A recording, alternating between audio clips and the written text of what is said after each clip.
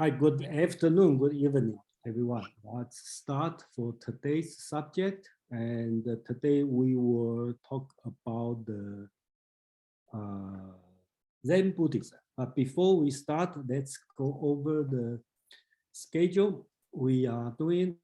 Okay, so I think today we're talking about the Zen Buddhism, and according to the title is the philosophy of silence. Okay. To the end, you probably will tell me whether or not you agree this is a philosophy or this is a philosophy of silence. So next week, oh sorry, I misspelled Z-A-N-G. Okay, so next week I already post as Xuan Zhang, and I will introduce Xuan Zhang, another great Chinese Buddhist, different than last week. Last week we talked about Kumarajiva, who is Kuchen, let's say Kuchen, okay, non-Chinese, okay, kind of Indian Sanskrit-speaking person, traveled to China and met the translation of Buddhist sutra. And then next week, we are going to talk about another great Buddhist monk who is a Chinese. His last name is Chen.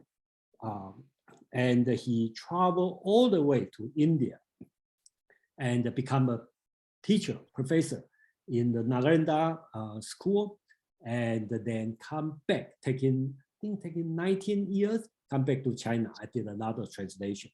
And at the same time, next week, we're going to do some introduction on Tang Dynasty, which is another united dynasty. Okay, remember, we have been in the Chinese history around 202nd century to the 5th century, and which is north and the south separate. So next week we are deal with the united China, technically united China. And then we will talk about, also next week, we are not going to read Feng Youlan's book, and I post a movie. Okay, I think James, you told me you watched the movie, Xuan Zhang. Okay, that monk is not Kumarajiva, but that's Xuan Zhang, the Chinese. And I had to admit, it's a good, beautiful movie. But whether or not you find it interesting, or some people say it's boring, too slow, but it doesn't matter. But you know, just spend some time to watch, which is free. And I just have to tell everyone, I watch it, and I'm not going to say it's a good movie or not good movie, but the information on the subtitle are correct. Okay, they are correct. Even the ridiculous scene, like a big elephant drowned in the ocean, in the river. Okay, people say that's ridiculous, but that's also true in the historical account. So I just have to say, the scene is very beautiful, and the actor, actress are beautiful, and the historical accounts are correct. So that's I have to say. So please watch the movie, and I'm going to talk about, and we are not going to read the book, so but we're going to talk about the generally about the history background and the Xuan Zhang. And then we will move over and talk about Hinduism, and SK is going to talk about new subject, Vedanta and free will and the determinism, which also related. And then I'm thinking about introduce the novel, The Journey to the West, but I haven't 100% decided yet, but I think that's the one, probably that's another thing we can introduce during this time, because it's related to the Tang Dynasty, related to Buddhism, related to the religious situation about China. So only problem is I'm not sure, any good source we can read or I can properly introduce. Then we will move on in October. Alex is going to talk about the art and the philosophy of Chinese calligraphy, and then we'll move on.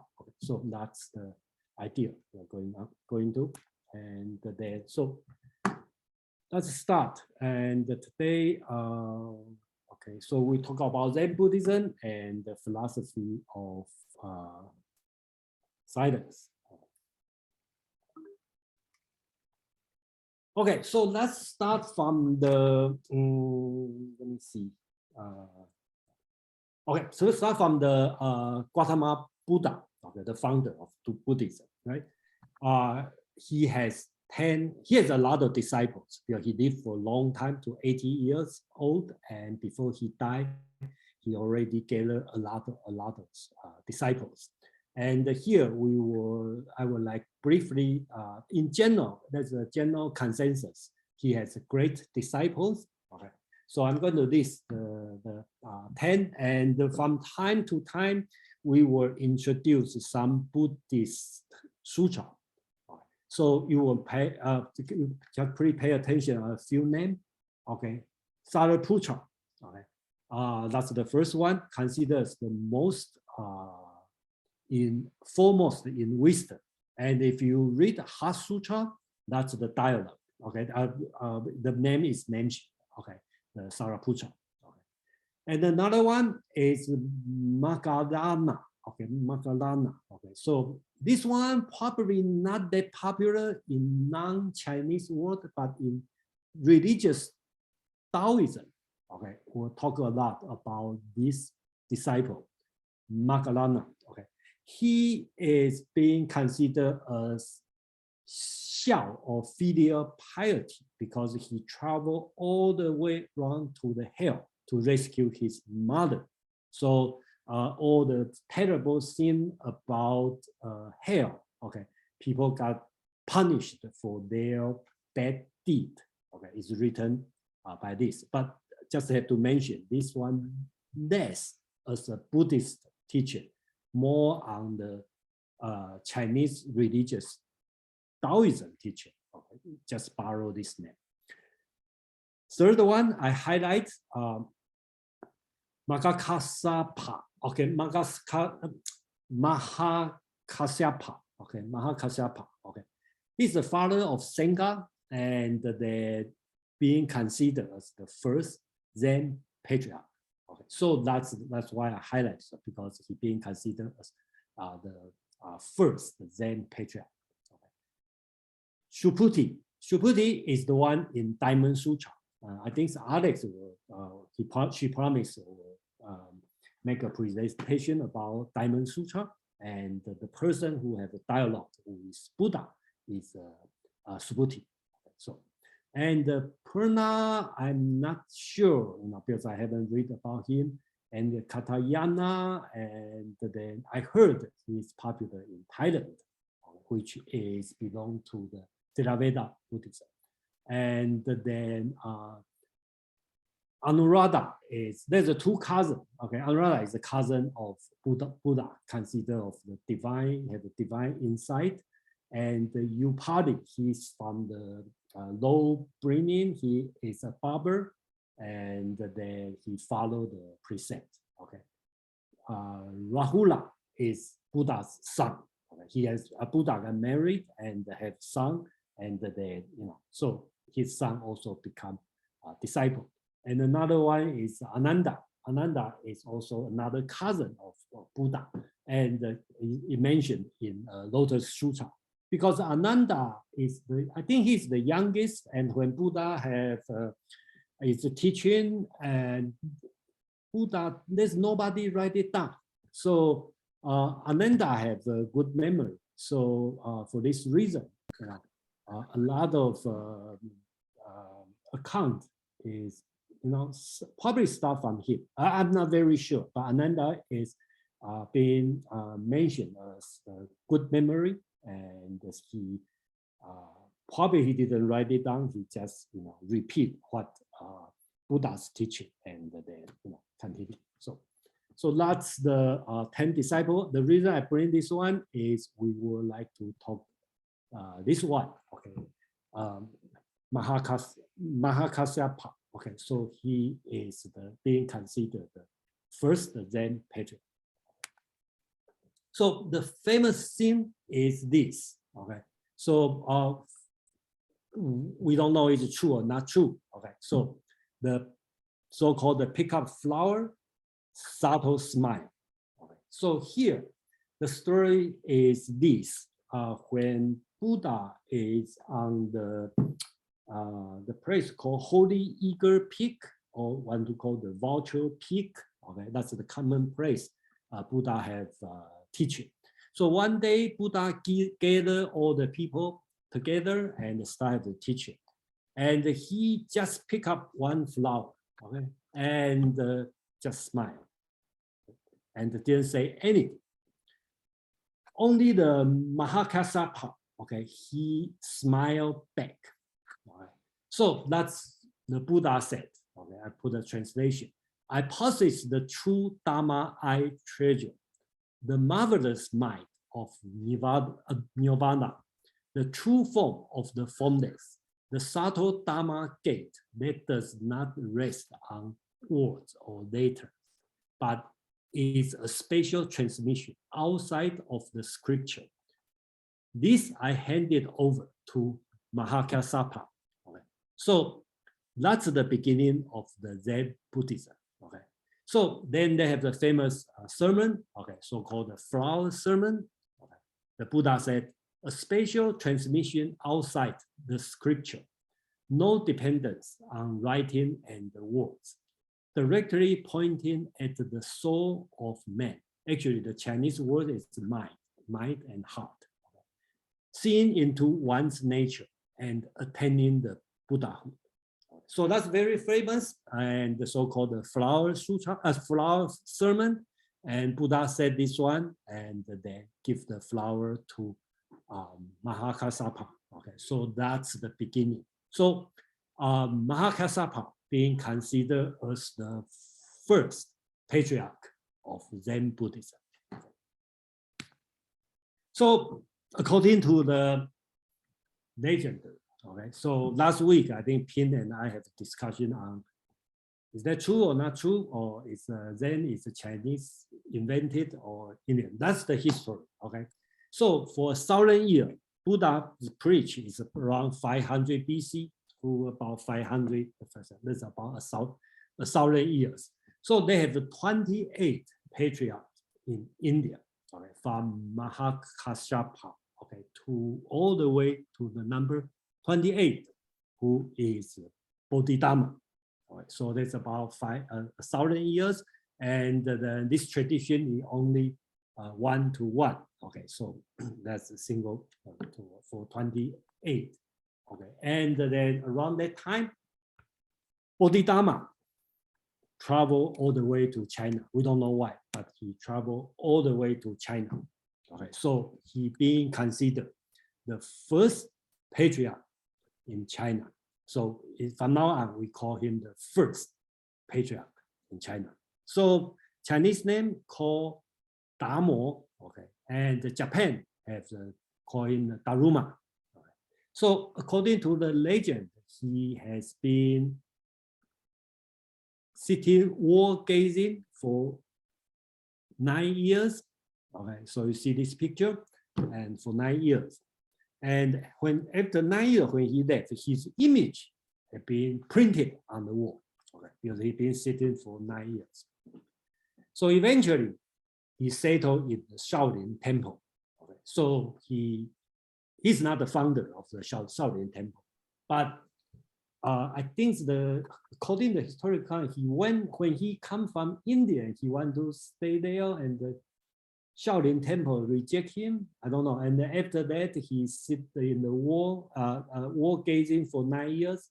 And then when he retired, he go back to Shaolin and he stayed there. And so according to the legend, I think I don't know if you, for Chinese probably know, the martial art novel, okay, always talk about Shaolin, okay, Shaolin Temple is the best of the martial art, so-called Kung Fu. So according to the legend, Damo, okay, the Bodhidharma, okay, not only brought Zen to China, also bring the Kung Fu to China from India. Okay, so all the great thing is from India. So they bring the Kung Fu from India. So the Chinese Kung Fu actually is, especially Shaolin, okay, Kung Fu actually is from Bodhidharma. He's not only a great Zen master, also a very skillful Kung Fu master.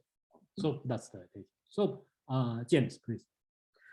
Yeah, I was just thinking, maybe you don't want to address it now, but the idea is that besides being kind of an illuminator of the mind and the heart, he probably broke a few noses too, right? So you might want to talk about it. I don't know if we'll talk about it later or right now. You mean but Bodhidharma? yeah, the Bodhidharma, you know, he must have been, if he was so skillful, he probably, You mean Kung Fu? we could call him a street fighter, can't we? I don't know if he's a street fighter or not, but he bring the great Kung Fu to Shaolin Temple, and then all kind of story about this. Okay, because Zen and the Kung Fu actually can go together, and you learn Kung Fu actually to improve your Zen meditation, not to street fight. Okay, so if you learn this one for street fight, it's wrong. Basically, it's for improve your Zen. Okay, so disregard all those early Bruce Lee movies. I got it. Yeah, there is a Bruce Lee, but he is not like Bruce Lee fighting on the street. He is Zen master, so you even don't have to fight with him. You probably cannot get close to him. So okay, so but today we are not going to talk about Kung Fu. We will talk about Zen. Okay, so we finished the first patriarch. He is Indian. Okay, so then you have the second one, the second patriarch in China. So if you count from India, he will be the 29th, right?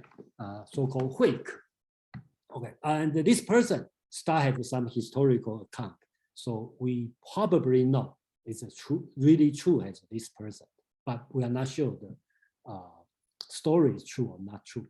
Basically, he is the person heard about Zen and Bodhidharma, and he want to learn from this Indian master. So he, during the snow, he stand there and the Bodhidharma just refused to teach him. So he stand there until the snow, covered to his knee. He's still waiting. And then he take out the knife in front of Bodhidharma, cut off one of his head. Say, that's my determination. I want to learn. So he said, Hui said to Bodhidharma, my mind is anxious. Please pacify it. And the Bodhidharma replied, bring me your heart and I will pacify it. So Hui said, although I have sought it, I cannot find it. I cannot find my heart or my mind. There, Bodhidharma replied, I have pacified your mind or your heart. So that's the story. And then he became his disciple. And so we call him Hui, the second patriarch. So if you remember the story, is if you can see whether it's true or not true, basically you will see the practice become from sitting and concern about your body and to your heart. How to find your heart? If you have your heart, then you get it. Okay, so I think that's the essence of the story. So then the third one is more real. Okay, the third architect, patriarch. Okay, sorry that we speak. Okay, so this one I like spend some time to read what he. I don't know. We don't know what's the story, but we have a writing from him, so-called the Faith in Mind. All right. So you will see. I think that's a beautiful writing in both English and Chinese. Okay, English is translated by a Zen master, Feng Yan. Okay, Feng Yan is he's from China and he settled in Taiwan. He passed away 2010, I think 12 years ago. And he's being considered as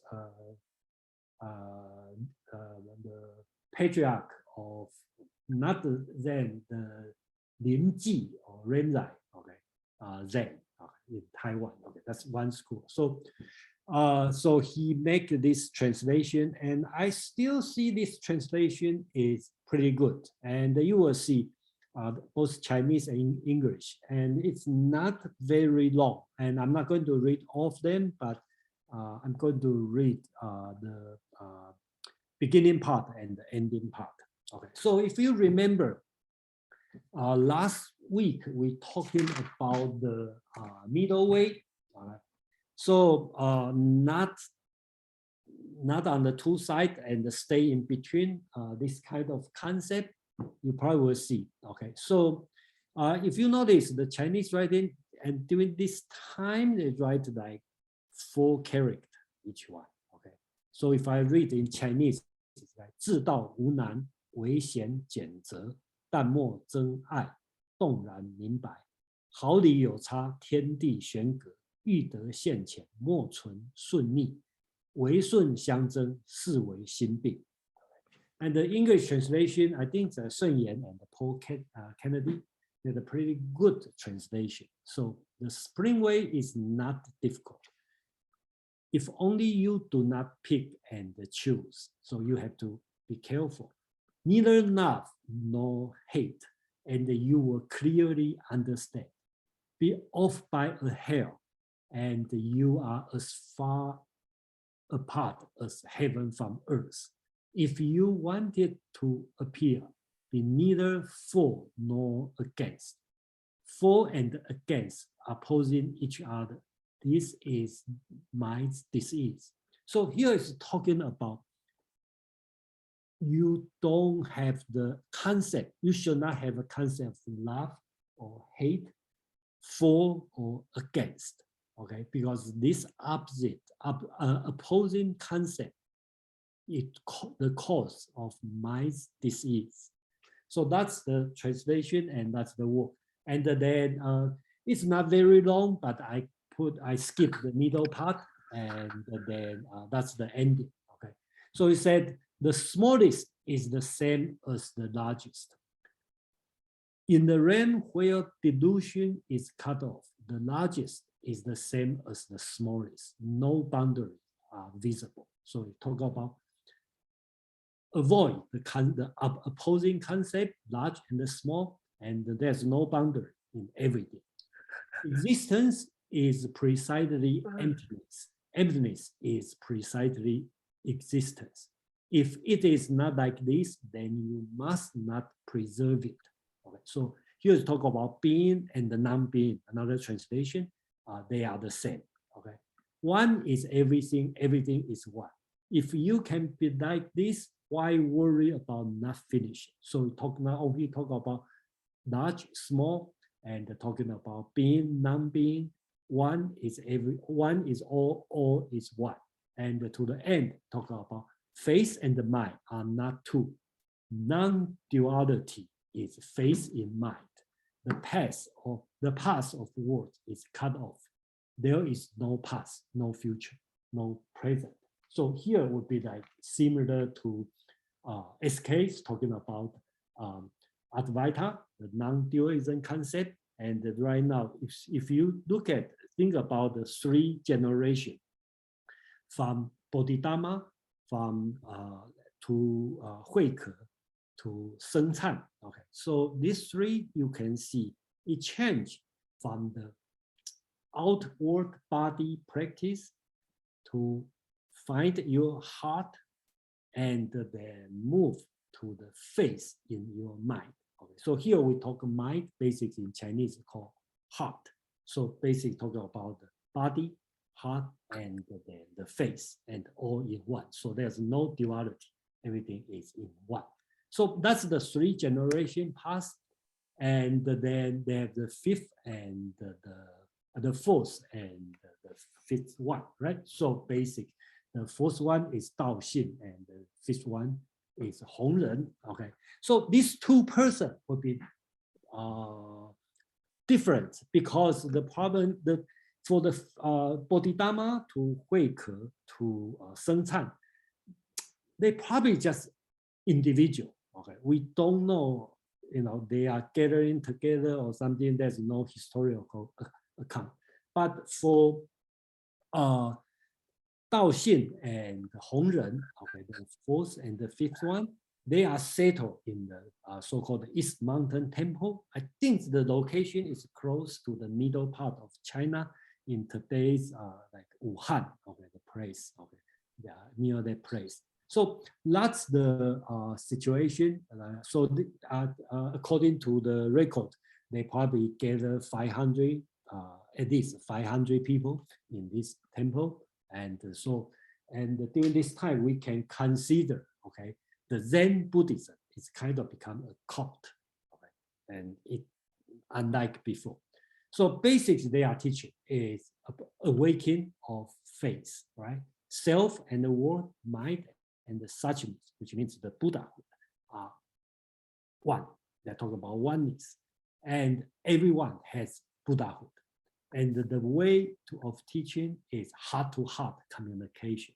It's not like using word like Buddhism, using reading with ritual worship, or using reading the sutra during the translation. So that's a different, become a cult if you want to call. Okay, it's a cult. So that's to this point. Okay, so James, please. Can we say that this was a time when China was not united by an emperor? During this time, it's not united. Okay, if you want to put the historical background, I didn't mention the history. I plan to talk about next week. Okay, if you remember a few weeks ago, we talked about. I didn't have the map shown here, but during this time, China has been split as south and the north. South is more on the neo-Taoism. We talk about this one. They debate, they talk about so-called 玄学. And the northern part, they are minority tribe. They have a few tribes set up the government. And if you remember last week, we talked about the Kumarajima. He was being invited or captured by the kingdom of Qin, which is settled by one of nomadic tribe. Okay, they are non-Chinese, because they are from the west side of China. So their religion is Buddhism. So they really love Buddhism. That's why Kumarajima coming here. And this time, Xuanzang has not shown up yet. So if you look at the time, during this time, it's still north and the south, but it's separated, but people communicate. So based on the southern part, they are interested in the neo-Taoism. By the northern part, they are interested in Buddhism. Okay, and then here you will see kind of a combination of these two together. And if you look at the geographic location, they are not on the north, not on the south. They are kind of in the middle part. So I think that's the reason. I strongly believe the Zen Buddhism is invented in China. It's not from India. So when we call there's the 28 Patriarch in India, and I don't believe that's true. That's just later time people start to create it. Yeah. So thank you for bringing this question. Yeah.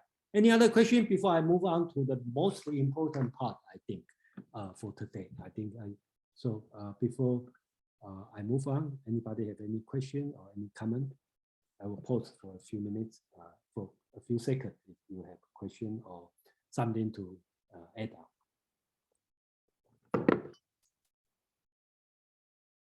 on. CK, please. Yes, by the time of the fifth patriarch Hongren, it's already the Tang Dynasty. So is that 600? Is the Tang Dynasty? Hongren? Tang Dynasty start from 618, 618 AD. So China was already united. Oh, yeah. So okay, thank you for reminding me. Yes, 600 is already Tang Dynasty. It's united. Even before that, during the time of the fourth patriarch, it was during the Sui Dynasty. Sui Dynasty is 50 years before, right? So Dao Xin this time, okay, probably already in the Sui Dynasty. Okay, thank you. Because I remember it's the 7th century, and I forget, that's the 7th century. Thank you for correcting me. Any other comment or question? Okay. Next week I'm going to be more organized on the historical background. Karen, please. I mean, this might be better to talk about later, but the It's gentleman later than we talk about. That's fine. gentleman who cut his arm off. Right? How does the tradition speak of this action? Is it just a sign of his mental his mental distress, or is it admirable? I mean, just Oh, it's like okay, the image is just so horrifying. Yeah, it's horrifying. It's horrifying. Okay, but we have to give some room for the people in the old time. Okay, don't see the body of it. So there's a different story. Another story is he didn't cut his hand off because one of his friends lost his hand because the robbers in the some accident lost his hand. So there's a different story. But the reason people talk about this is just to show his will, how strong will he has. He want to learn Zen. Okay, so Right. okay, so just please don't focus on hand off. Okay, here's another teaching. Okay, when we talk about koan, if you read some of them, it's not unusual for the Zen master, just give you a slap or use a stick to hit you. But even have a Zen master will take a knife to cut off one of your finger. It's happened. Okay, and also have a Zen master. I'll talk about this later. Even cut a beautiful cat in health. Okay, so it sounds terrible. I know you will feel sounds terrible, and especially in Western world in today, because we talk about blah blah blah. But just to take as metaphor. Okay, so we can continue.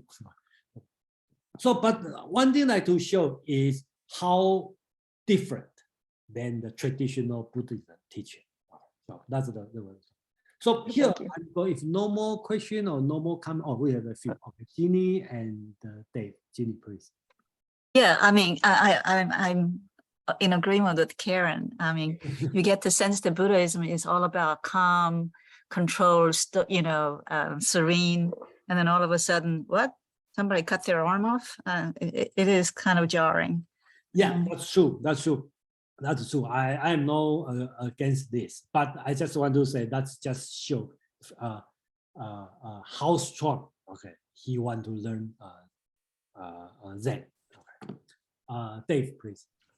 This is just an observation. Looking at the fourth point down, everyone has Buddhahood. So yeah, that's the one right there. Yeah. Yes. Yeah, So the interesting thought I had to myself is, it's interesting. The West is really promoting individualism, and yet Christian religions, or even Islam, are more group religions. Whereas generally the East is considered more of a, like Japan and China, people are members of groups, not so much individualism. Mm-hmm. And yet here Buddhism here is promoting everyone as an individual has Buddhahood. So it's just a sort of a thought I had in my mind. It's rather an interesting juxtaposition where the religions of the West are group, and yet individualism is promoted. And in the East, groupness is promoted, and yet Buddhism is a very individualistic, belief system, that you don't have to please some guy in the sky or anything. It's all about you and your internal journey. That's yeah, it. I agree with you. And then actually, I talked about this subject about 3-4 weeks ago. The paper we read talk about Taoism freedom, and the basis is the Professor Dao Jian. He's writing a paper talking about the Taoism. He quoted from Zhuangzi. He talk about Taoism freedom is talking about individual freedom. Yes, yeah. It's a rather funny that the East comes up with an individualist religions, but in general, the culture is more group. Well, you can see another way. It kind of a protest against the culture, if you can look at it this way, because you live in the collective concept, and then you have a desire, to work against it. That's probably another way to look at it.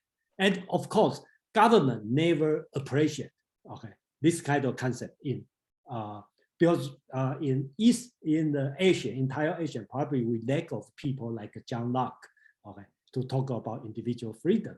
And I do find a paper, okay, in about 18th century in China, okay, 18th century, no, 17th century in China, writing about similar to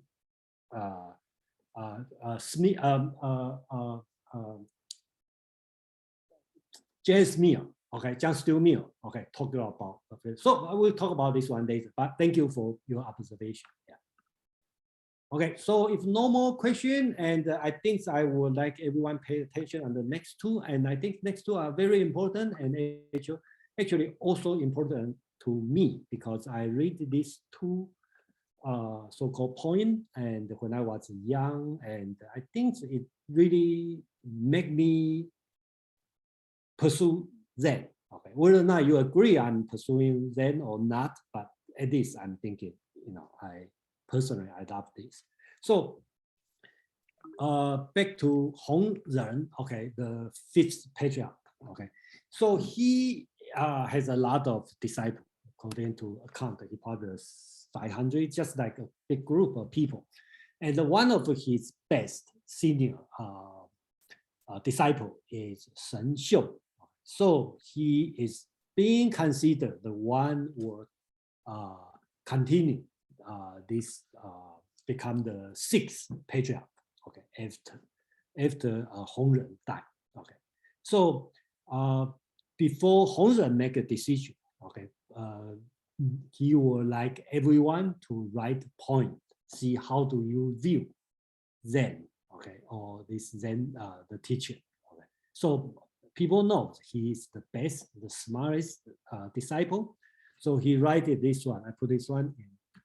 身是菩提树，心如明镜台，时时勤拂拭，莫使惹尘埃. Okay, so I put the two translation. Okay, the body is like unto the Bodhi tree. Bodhi tree is the tree when Gautama Buddha, okay, got enlightened. So people will use Bodhi tree as a symbol, as enlightenment. Okay, the body is like unto the Bodhi tree, and the mind is the mind to a mirror bright. Carefully we cleanse them hour by hour. Last dust shall fall upon them. This one is, I think, in Suzuki's translation. And the Feng Youlan make the translation is similar. The body is the Buddha tree. The soul, and here soul basics is heart. Okay, and the soul is like a mirror bright. Take heat to heat, it always clean, and let not dust collect on them. Okay, I think this one is from Suzuki. This one is from Feng Youlan. Okay, so this one is better. So basically, he is talking about. The Suzuki call it quietism. Okay, you have to make sure your heart is just like a mirror, clean. Okay, and you have to work on that. And the Feng Youlan call it the universal mind school. Basically, it's going to North. So everybody knows he's the best student and writes such a good point. So, you know, it's just a process to confirm he will become the sixth patriarch. So they have another person. Okay, his name is Huineng. Okay, so he's from very south, Guangdong, today's Hong Kong, this kind of area. And according to the legend, he's illiterate. Okay, so he heard the Diamond Sutra and he wanted to learn. So he went to join the group in the Hong Ren's teaching, the temple, Dongshan, the Eastern Mountain Temple. Because he is illiterate, so he's not being considered as the formal disciple, and so he worked in the kitchen. So that's his job. So he heard about this, the Shen Xiu talking about the Bodhi tree, the mirror bright, and he said, "Oh, I have a better one." Okay, but he cannot write it, so he asked somebody to write it. So here he write, 菩提本无树，明镜亦非台，本来无一物，何处惹尘埃? Okay, so in English is originally tree, there was no Bodhi tree, nor was there any mirror. Since originally there was nothing, whereon can the dust fall? And another translation is, the body is not like the tree. The mirror bright is nowhere shining. As there is nothing from the beginning, from the first, where can the dust itself collect? So people write it down on the wall, okay? So when Hongren, they must look at this one, the shock, okay? Because he knows Huineng is the person who really got the essence of Zen. But he knows how powerful of Shen Xiu is. So their masters, Shen Xiu, Hongren, just take off his shoes, just remove the writing, okay, Huineng's writing, okay, say that he said this one doesn't make sense. Then he asked, who wrote this one? And Huineng say, okay, I wrote this one, and the Hongren just take the stick, hit on his back 3 times, okay, then leave. So Huineng is smart, so he know what they mean. So at midnight, 3 o'clock, he went from the back door. He hit on the back, so that's and it means back door. Entered his master Hongren's room. Then Hongren tell him, okay, you will be the 6th patriarch. So you have to give him the how do you call the cloth? Kesat, okay, kesat, okay, this cloth, and a bow, okay, that's the symbol of patriarch. Because this kesat and the bow are carried by Bodhidharma from India. So he became the 6th patriarch. And then Feng Youlan called him the Southern School, the empty school, compared to Universal Mind School. And Suzuki called him the Satori, enlightenment, okay, instead of quietism. So he's talking about like enlightenment. So that's the story of the 6th patriarch. So today's Zen basics is defined by Huineng, who's the 6th patriarch. And so there's more story on this because Huineng knows Shen Xiu has a lot of people going around, so he just had to escape. Okay, and then from after that time, I think he buried the kesat and the bow, okay, because according to Zen, you should not have this kind of symbol. And so after him, there's no more 7th patriarch, 8th, there's no more. Okay, so let's stop here. So and he escaped. So from that time, the Zen have the North School and the South School. So that's the situation. So I will stop for a few minutes if you have a question or concept. And I also like to know, how do you see these 2 points, and then what do you get from these 2? If anybody willing to share this one. And these 2 are very famous, and I think that's important. Okay, we have a few hands up. Let's go. CK, James, and the method. Okay, CK, please.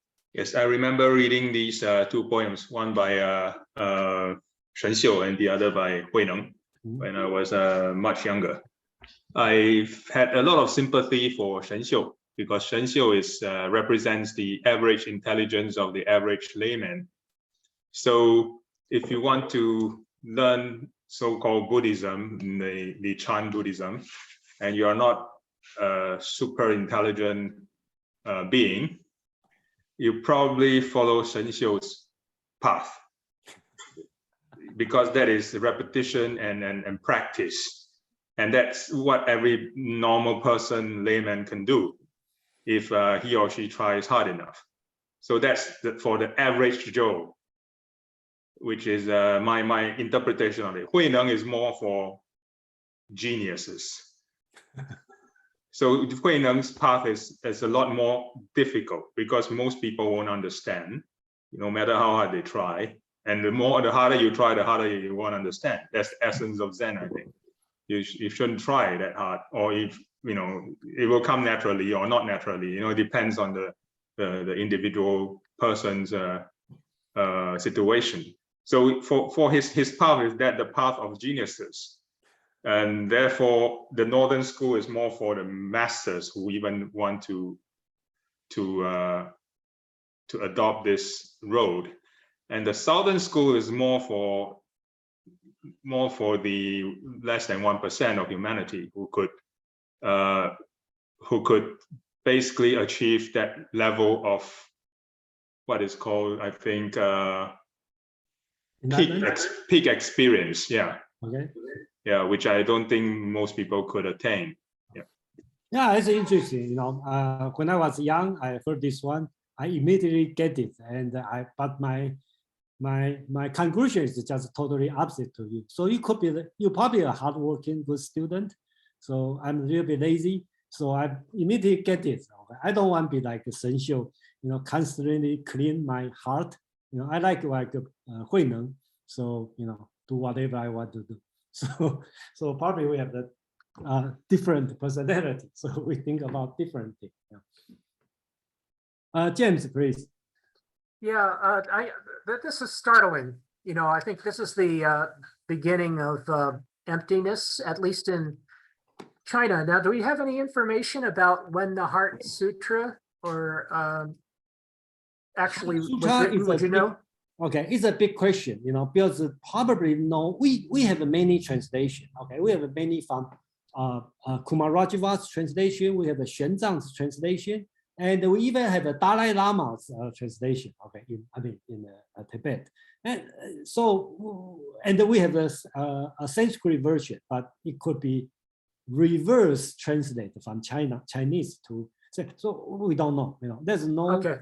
Yeah. So if this is original work, this is it's very startling, and so it's possibly the origin of the concept of emptiness in Zen Buddhism, and so I think it deserves the kind of attention that it received historically, and according to the account that I read so far in Feng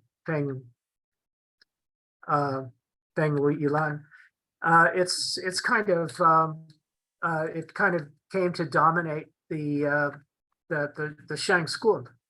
yeah, it not only dominates, it's also when they go to Japan, it's much more big deal than in China. Yeah. Matter, please. Yes, thanks, Jason. This is another great presentation. I appreciate it. I was thinking about this dust. Since there is originally not anything, if there's no tree, which is the body, nor any mirror, which is the soul, since there is nothing, what is this dust? So I thought, it's not really a metaphysical question. It's more of a spiritual question. So I'm thinking that the dust is mental objects. In other words, thoughts and feelings, desires, all those things that like Shashi has talked about and we've talked about in other sessions. Mm-hmm. So that dust too is illusory. Yes, thank you, Dan. So that the dust too is illusory. It's a nothing the way the tree and the mirror are, except that don't know how to explain it. If maybe there's someone else who has thoughts on this. So you'll talk about later. Okay. Okay, let's go to iPhone. I don't know. What's your name? Yeah, my name is Ina. Okay, So this reminds me of the text I read in preparation for this meeting of the Yu Wu description, that the first poem made me think of the conventional explanation and way of thinking, and the second version with with a question, where would the dust settle? It seems like an invitation to consider, like a koan is an invitation to consider without ability to put it into words, because the moment you put something into words, you're no longer in that space of being able to question, because you're just talking about it. Thank you, Ina. Okay, so we will talk about koan later. Okay, so let's move on, and then so Huineng has some definition here. Okay, I'd like to just a little bit, use the I make some translation here. Okay, so you probably, if you're familiar with Zen, because I believe people in America heard about Zen, usually it's introduced by Suzuki. Okay, so then probably a lot of people heard about Zazen, right? That means sitting meditation. Okay, so Huineng's interpretation is here. Okay, so it is not to be abstracted in all things, not to have any thought stirred up by outside condition of life, good or bad. This is sitting. When we talk about sitting, Zen, okay. To see inwardly the immovability of one's self-nature. This is dhyana, okay, which is Chan or Zen or meditation. So that's his interpretation. And another word called Chan Ding, or you want to translate as Zen concentration. Okay, so they said outwardly to be free from the notion of form. This is Zen. And inwardly not to be disturbed. This is concentration. Or you want to translate this one from India with samadhi. Okay, so it means fixed concentration. So that's Huineng's interpretation. Okay, so I think in Japan, when you talk about Zazen, okay, or sitting meditation, there are two schools, right? Rinzai school and Soto school. Okay, the Rinzai school is facing outward, and the Soto school is facing the wall. Okay, so that's in Japan. Okay, so that's the thing. When we have a chance, I would like to introduce the Zen in Japan, which is a little bit different.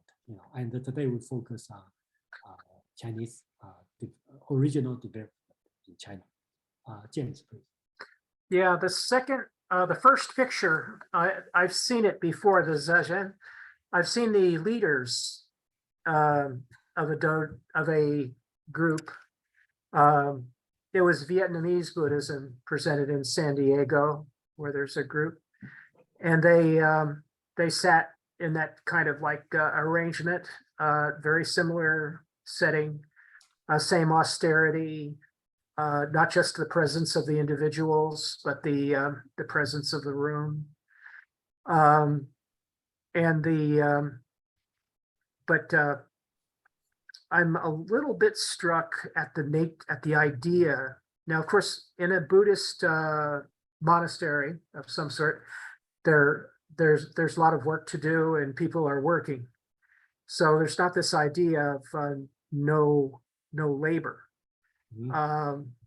Everybody has to help everyone, and so it is kind of like it's a little bit like the army. You have to participate in the support of the group. So I just wanted to reflect on that for a moment, because I became a little bit confused at the idea that when people are meditating in a sort of like professional, I'm going to stare at the wall forever, just like my examples did. My greatest bodhisattva has. I'm not going to move. I'm not going to do anything. I'm just going to concentrate and not be immovable. I'm going to be immovable. But on the other hand, that can't exist, because these people have to support the community. So it's an interesting contrast to the nature that people have to do work, And at the same time, their main reason for practicing their belief system is to indulge in unobstructed immobility. Yeah, thank you for sharing. And actually, I just like to mention that when we talk about meditation, there's so many. I'm not saying that's the right way, and even in Zen school, that's many masters talk about different way. That's I think everyone will have a different experience and a different belief. So, for example, Tibetan Buddhism have a different kind of thinking, different, and even in the we see in the Tibetan Buddhism school also have a different kind of meditation. So it's very different. So I just bring this two as an example, and then we will have many different way to practice in this world. Dave, please. I just wanted to comment. I think the upper picture there where they're looking out at something. I was in Kyoto in Japan, and they have that gravel garden with the 15 rocks. And I think sitting there and staring at that garden would be far easier than the bottom picture where you're just staring at a blank wall. Man, that would be a much tougher Zen, I would think. That's just my reaction. Okay, so yeah, thank you. Yeah, it's but I just have to admit I don't want to do this at this moment. So okay, anyway, so I just talk about this. So okay, let's move on from the history, and since we talk about Huineng, right? Huineng is the sixth patriarch, and he also had disciple. He has many, and the most famous one is so-called the Nagaku. Okay, Nanyue Huairang. Okay, so it's the name will become difficult. Okay, because in a way we have a Chinese name, but Suzuki is the person introduced the Zen from Japan to America. So when you read the article or everything, they use the name which is translated from Japan, which is translated from China. So Huairang become Nanyue Huairang become Nagaku.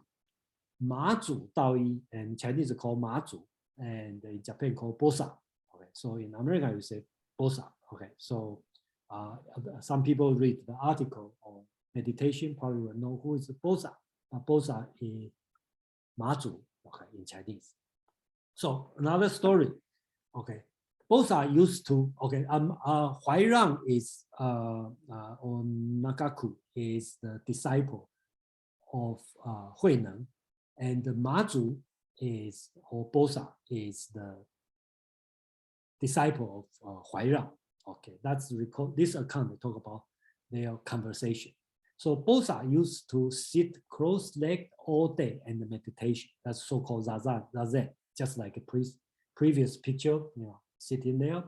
Then the master Nagaku said, "What's your intention here by sitting cross-legged?"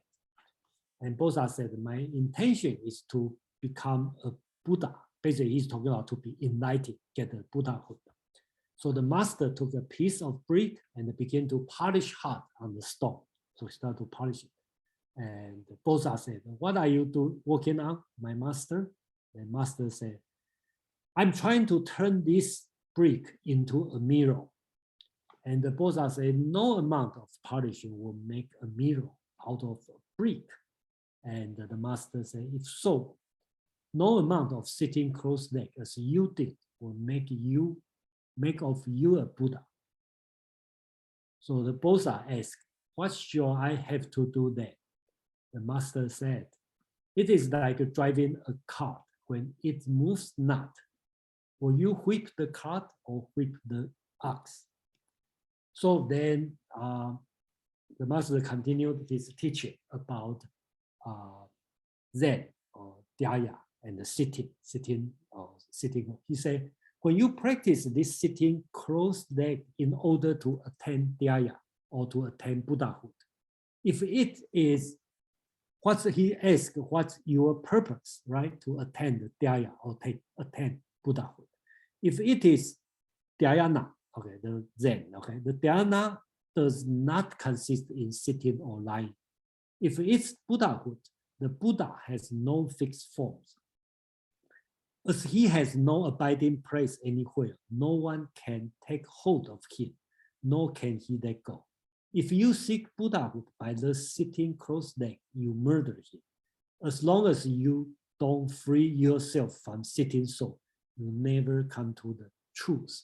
So here is the teaching from the teacher of Nagaku and Bosa. He's talking about when you doing the sitting, the cross-leg sitting, or the practice just like this picture, okay, like this picture, your purpose is to reach something, Buddhahood. Your purpose is not just sitting there, right? That's just wrong. So you don't have to stick with the form, the practice you are doing. So that's the move on, okay, from the, we should not call the seventh patriarch or eighth patriarch, but basically let's continue the tradition, even go further, to this one. So to this point, I'd like to introduce Suzuki, and I assume most of people probably heard about Suzuki, and I believe in Feng Youlan's writing, he didn't mention Suzuki at all. Probably, yeah, okay. So, but I think the Suzuki's introduction is very interesting, and I'd like to read from recently, this month, Philosopher Now has an article talking about Suzuki. So we talk about Suzuki describes Zen as a product of Chinese mind after its contact with Mahayana branch of Buddhism. So he believes it's invented in China and after Chinese know Mahayana Buddhism. The Japanese term Zen is derived from Chinese Chan, itself derived from Sanskrit word dhyana, meaning deep meditation. Suzuki emphasized that as historical tradition, Zen never lost touch with the plurality of things. In other words, the practical dimension of social life. So in Suzuki, another writing, he talked about Zen is very practical. He wrote that Zen is deeply imbued with pragmatic spirit and even implied that this was a revolt of Chinese mind against the more speculated metaphysics of the Indian Mahayana Buddhism. Although Zen Buddhism clearly has its own mystical metaphysics, Suzuki fervently denied that Zen is either a philosophy or a religion. Okay, that's Suzuki's view. Okay, as he informed us, Zen has no sacred book, no ceremonial ritual, no doctrine, no teaching. It also has no God, no soul, no nothing. But he says, nor does it actually deny the existence of any deity. For this would be to engage in dualistic thinking, which an synonym to Zen, according to Suzuki. Even to recognize a frog jumping into a pond is engaged in dualistic thinking, out of water, in the water, and so contrary to Zen. So that's the Suzuki's view about Zen, which I think is a pretty good view, and since I agree, but it may not be totally similar, or totally same as Chinese Zen development. But that's just his view I like to share at this moment.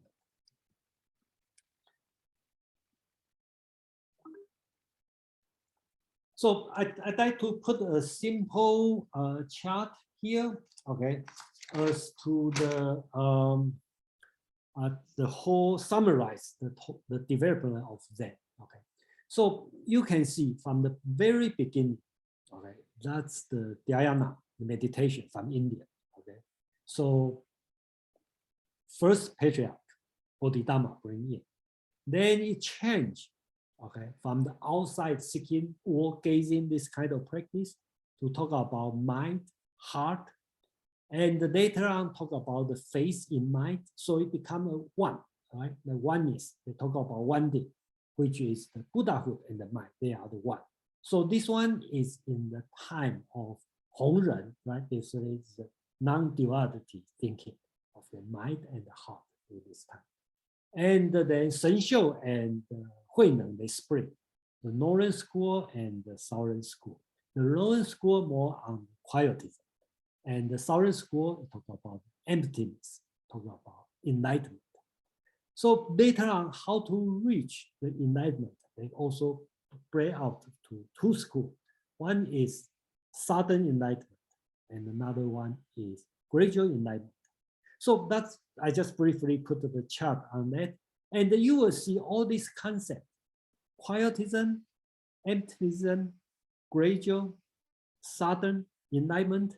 All these terms are very Chinese terms when before the Tang Dynasty or during the Jin Dynasty. The Neo Taoism already talk about this kind of concept. Like last week, we talked about Xie Lingyun. Okay, he already talked about the gradual enlightenment, sudden enlightenment, this kind of thing. So this one is, we will say it's a Taoism, Neo Taoism thinking when they run into or face the Mahayana Buddhism. So another word from Suzuki's word is talking about it's a revoke of Chinese mind against the Indian metaphysics. So to this moment, and I would like to stop for a few minutes, and then I will assume, everyone should know what is Zen, at least get some idea what is Zen. So I'd like to, if you have any idea to share, and any question, and that's the time, let's have some discussion on Zen. And the rest of time I would like to talk about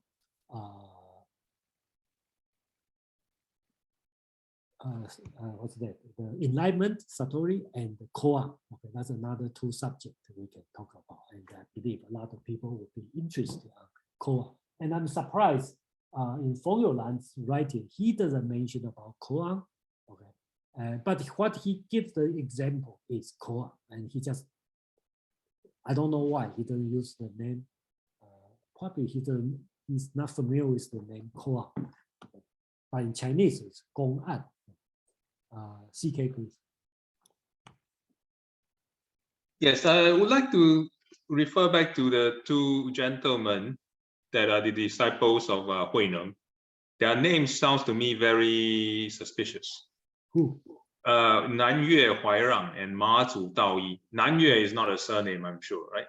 No, that's usually they use the location. Okay. Yeah. Okay. And location, and they all change their secular name, right? Yes.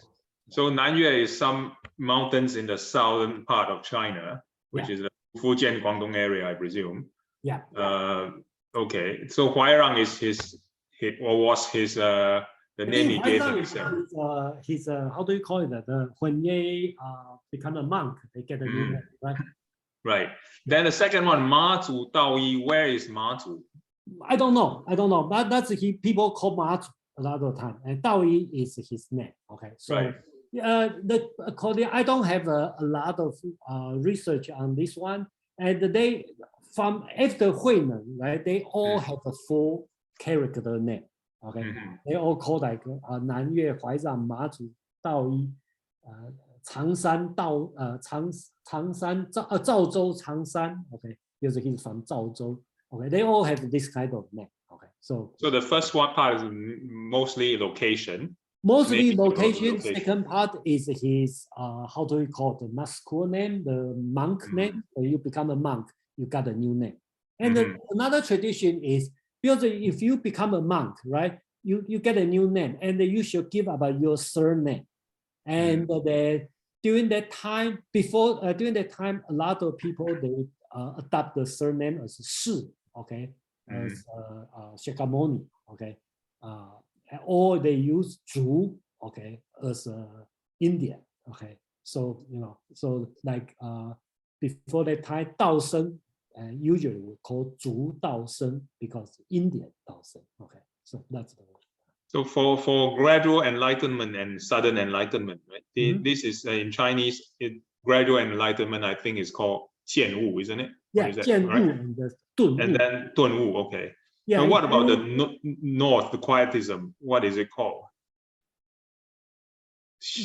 that's 清净 or 清净, okay? But this one, the northern part is not popular, okay, anymore. And but later on, the gradual part kind of merged with this northern part, okay? So this part, northern part is more like a Taoism. If you look at this one, it's more like a Taoism. And then quietism probably is Suzuki's name it. And in Feng Youlan call it Xin, okay, because you talk about universal mind.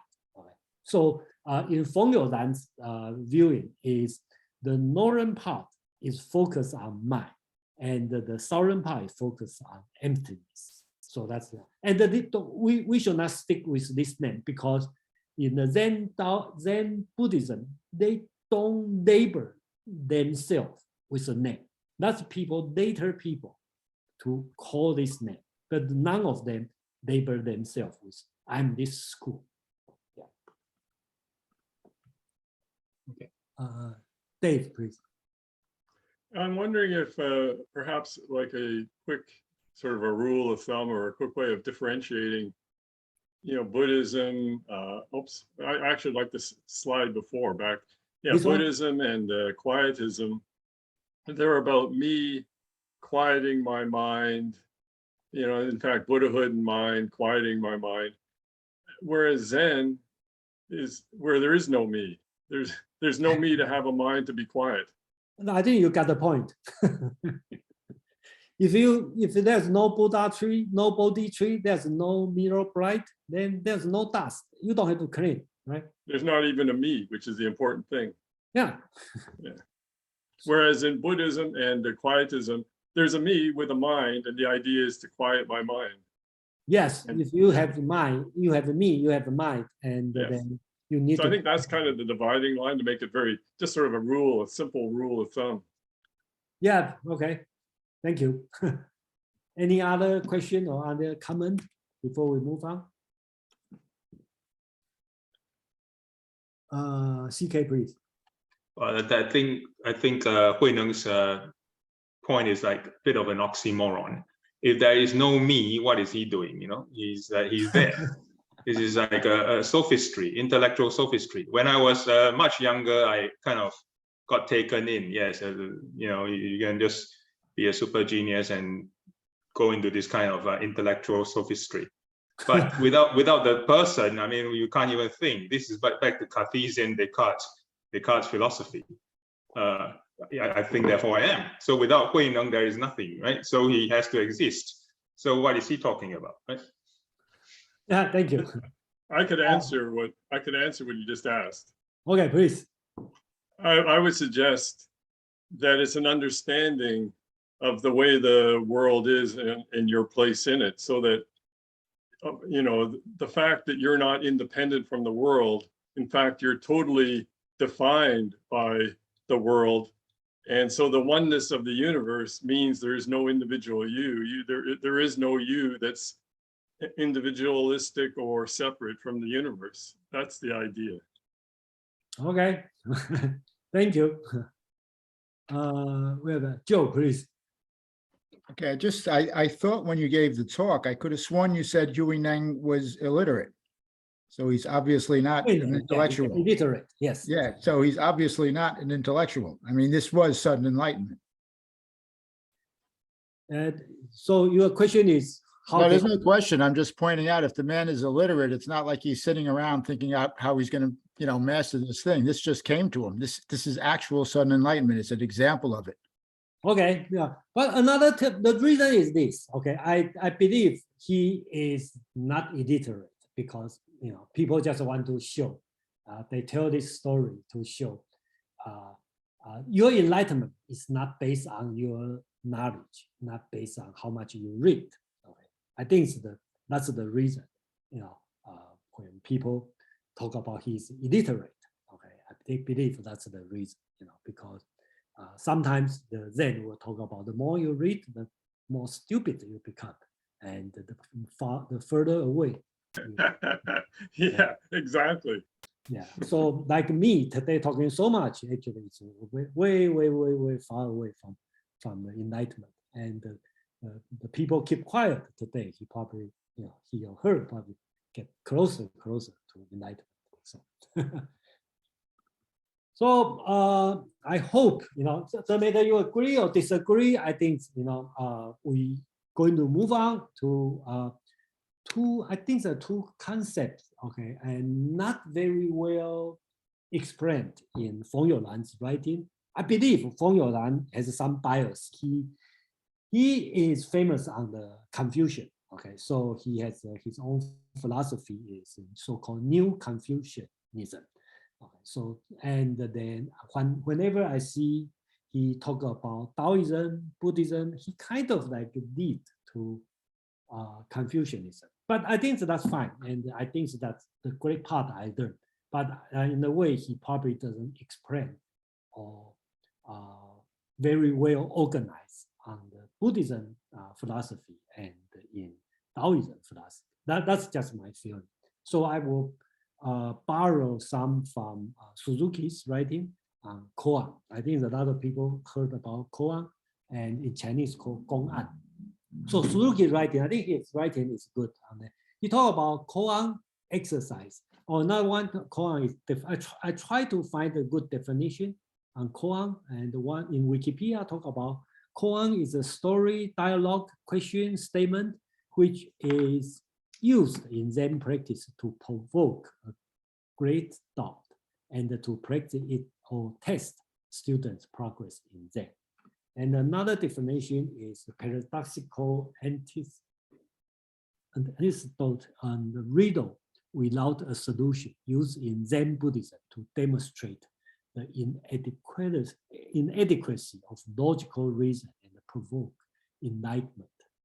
So Suzuki he has an article about koan as a reason of unreason. And the purpose of koan is to solve the problem of problems. That's what he's talking about. So koan means a public document setting up a standard of judgment, where one's Zen understanding is tested as its correctness. A koan is generally some statement made by an old Zen master or some answer of his given to a questioner. So basically, that's the definition of koan. And then,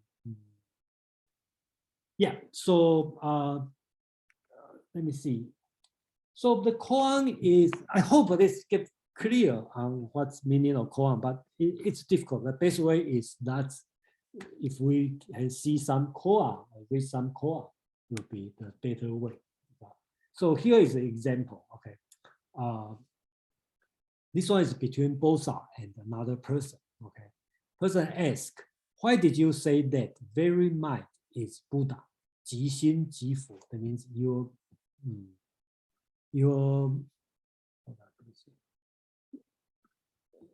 mind is Buddha. Okay, Bosa say, I simply want to stop the crying of children. And the person is, suppose they do stop crying, and then, and Bosa said, then not minded, not Buddha. So that's his answer. That's one of the typical koan. Okay, Chinese koan. Japanese koan is a little bit different. Okay, another one also between Bosa, because Bosa or Mazu Daoyi has a lot of koan. So if you read the Platform Sutra, basis is full of koan by Bosa or Mazu Daoyi. So what kind of man is he who is not linked to all Dharma? Because everything should be related to Dharma, and the person, a layman, is asked, what kind of person is not linked to Dharma? So the Bosa's answer is, wait until in one gulp you can drink up all the water in the Western River, then I will tell you. So these two koan, according to Feng Youlan, he talked about it's inexpressible, unexplainable, unspeakable. I think that he doesn't Feng Yolanda make a good point on this. Okay, so the first one, I just going to provide my understanding on this one. Okay, it's not just the Tao, like the Tao Te Jing, the first chapter of Tao Te Jing. The Tao is unspeakable, it's not real Tao. I think it's not that simple. Basically, the first one, the person is asked, okay, because that's the kind of like doctrine, right? Your mind is the Buddha mind. Okay, so why are you saying this? And the Bodhisattva's answer is, I just want to stop crying baby. So he used crying baby as some common thing, nothing important, you know. It's just Buddha heart. It's just for daily use, for the trivial thing. So after you solve the trivial thing, you don't need this heart and the Buddha heart. So it's just a tool, okay, to get by your life. That's my understanding on the Bodhisattva on this one. On the second one, the person asks, what kind of man is he who not linked to all Dharma? Okay, say 万法即一. Okay, all Dharma is one Dharma, and everybody should link to Dharma. And what kind of person not linked to Dharma? So Bodhisattva's answer is, wait until in one gulp you can drink up all the water in the Western River. Then I will tell you. So he's talking about Western River. Western River, I believe, is very close by river, and that's one branch from the Yangtze River. It's a lot of branches. So when he's talking about the asking to drink the water from the West River, 西江水, okay? So basically he is talking about the Dharma is readily available. You can drink anytime, but you cannot drink them all, okay? But it's always there, and you can drink as much as you want, as little as you want, but it's always available, okay? So basically he is answer his question as that's the thing you can find easily, and you can get it, and I don't have to tell you. So that's my understanding on this these two koans. And of course, through the history, a lot of people talk about this koan. James.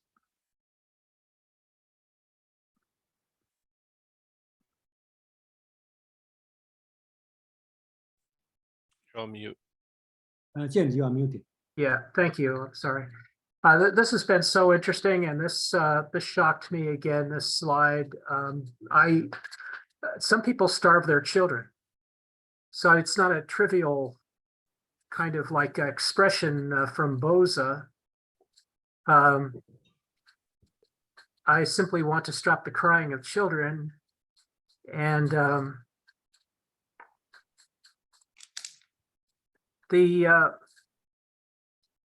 and I'm not sure what he means by then not minded, not Buddha, but I just wanted to sort of like point out that there are people that actually starve their children. I mean, there are terrible things that happen. I've seen them. I've seen this happen. Kids came over to play, and they were emaciated. They asked to eat, and they asked to when I looked at them carefully, I discovered that they were skin and bones. Their mother was starving them. So this I'm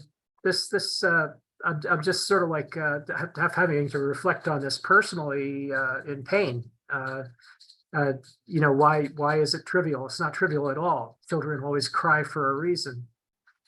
Well, I think he talked about the noise. You know, that's my understanding during that time. You know, he probably talked about this just the regular thing. You know. Children were seen but not heard.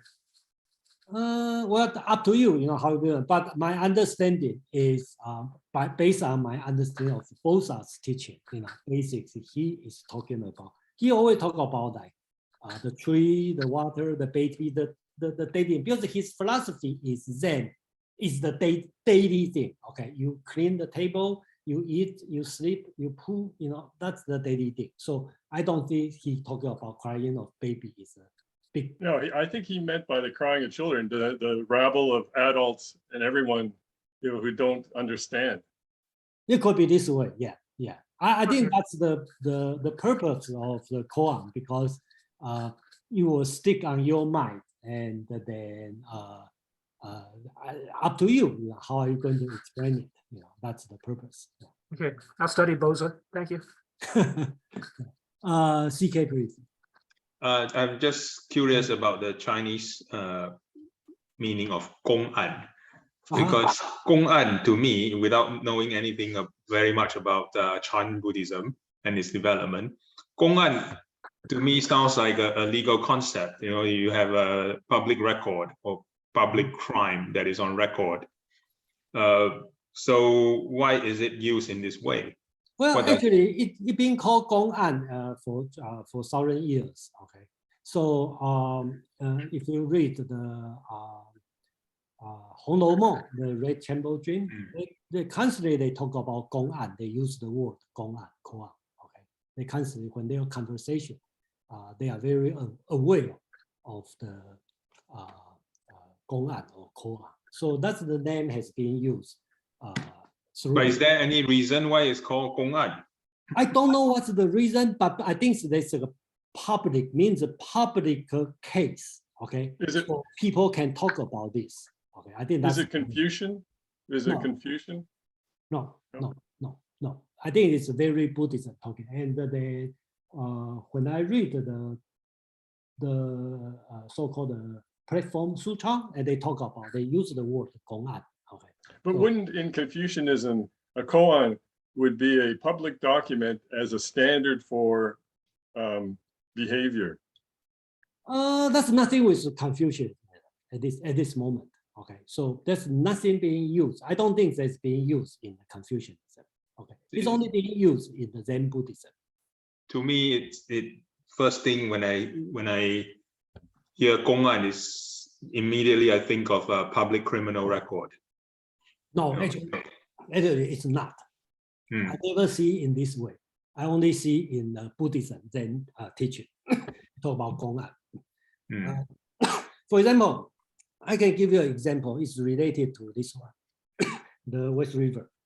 In the Red Chamber Dream, the boy, Jia Baoyu, and the girl, they drink tea, and then, the boy is being fooling around with a lot of beautiful girl, and that girl, specific that girl, drinking tea with the boy. They love each other, but the girl has some concern about the boy fooling around. So that scene is this boy and the girl are discussing gong'an, okay, koan, and then the girl asks, she bring up this koan, okay, she talk about Bosa. When Bosa said you can drink the West River, okay, in one gulp, how do you understand this one, this gong'an? Okay. And the boy said, well, doesn't matter how much water, I only need 1 cup. It's enough for me. So the girl immediately understands, because the girl is asking, okay, there's so many girls, okay, so how are you going to deal with this? And the boy said, I only need you, 1 cup. Okay.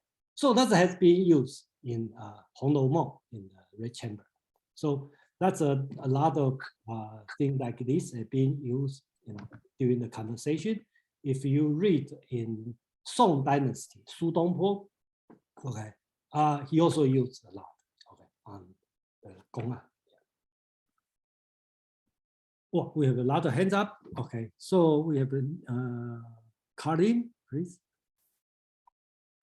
Hello, I just want to make a quick comment in regards koans, because they're subjects of contemplation for a long time, and we are going really fast. And I just want to add to some thoughts in order to hopefully expand the understanding of what koan means. And it is important in that context to remind that there are in Buddhism two truths. One is the conventional one that can be taught, and we can think and talk about it. And this is truth that is practical in a sense that we orient ourselves in the world. However, the ultimate truth, the ultimate reality is something that cannot be thinked or talked about. But because Chan offers a practice to achieve this ultimate truth, it uses the words in a way that is not it is not direct. So when we look at the koans, as there are the two koans, for example, on the screen, we should see what actually is asked. In the question, why did you say that this very mind is Buddha? The question actually asks how you are the great teacher. How can you name something that is unnamed? Or why you provide a name of something that is impossible to comprehend by mind? And the answer is, well, I want to stop children of crying. In my opinion, that could be a referral to a very famous parable in Lotus Sutra, in which all people are referred as children playing in a burning house. In order to get the children out, Buddha has to tell them story in order to, because they do not comprehend rationally, they do not think rationally. So Bosse actually I give name because people are so much struggling, they do not comprehend. And then when you go into further, well, if they can't comprehend, they have some practice, then what? And then Bosse said, then there is no name, no mind, no Buddha, no name whatsoever you can put on the ultimate reality. Similar is the second koan, which the question itself is asking, what kind of a man is the enlightened man? What kind of a man is Buddha? The man who is not linked to all dharmas, I believe is the right translation. I believe it is probably is not a mistake in spelling. And Bosse actually says, you cannot comprehend it. When you are able to comprehend the world in such a huge amount of awareness, then you can get it. But now you're not able. So anyway, this was my 2 points, and I hope this will help somebody. Yeah, thank you so much. And then I think that's a great idea. I never think this way. The crying of the children is related to the Lotus Sutra, right? Talking about the skillful means, the Buddha's story. It's a good point. Yeah, thank you. Mandarin, please. Yes, well, I had wandered off to look for my copy of the Tao Te Ching, but can't find it. That's what I get for putting things away. So as I recall, in one of the chapters in it, there was a reference to young children, I think specifically toddler age. It may have been in the later part of the book where it's more about politics. Do you remember that? Which chapter it was, what the reference was? You talk about the baby is soft, this kind of thing? No, it was, I think it was children. No, it wasn't the infant one. I think it was later on. It was about children running around, or the people are like toddlers. I don't recall this one, Okay. But anyway, okay, that's the purpose of talking about Gong'an or Koan. For example, I don't know how much you're familiar with the Japanese writer, Mishima Yukio, right? He wrote the Golden Pavilion, okay? So the whole novel, actually, well, that's just my understanding. He keeps talking about the koan. That koan, so-called Nanquan, it's the Zen master. He in the monastery, the temple, they have the east and the west. They are fighting for a beautiful cat. So they keep fighting, and then the solution the Nanquan have is cut the cat in half. Okay, it sounds terrible, but so the whole novel basis is discussing this koan. So there's many interpretations, but my understanding is talking about the Japanese aesthetic concept. Talk about the beauty is temporal. Okay, you cannot own it. That's right. But you know, there's many things to talk about. Going on. Okay, and then I like to show this one as this poem, and that have been. This one is written before the Zen development, but this one has been quoted, okay, many times when people talk about koan, okay, or the Zen master. So you are holding a hoe empty-handed, going on foot by riding a buffalo. While passing through a bridge, the bridge is flowing, but the water is not. Okay, so basically, it can just, you can say drive you crazy, but you know, basics. That's one of the poems, you know, being written, you know, and then constantly being quoted in the Zen teaching. CK, please. No, I just want to carry on with this Gong'an. I think Gong'an, from my understanding, it's a table, desk, or bench of a Chinese magistrate. So that's the Gong'an. That's what that's why I was thinking of the public crime. And then there's the novels called 公案小说, you know, these novels. So I think these are two separate concepts, right? They are not the same ones. That is Probably why not the same Chinese word, but different concept. Yeah. Yes, so that was why I was a little confused, because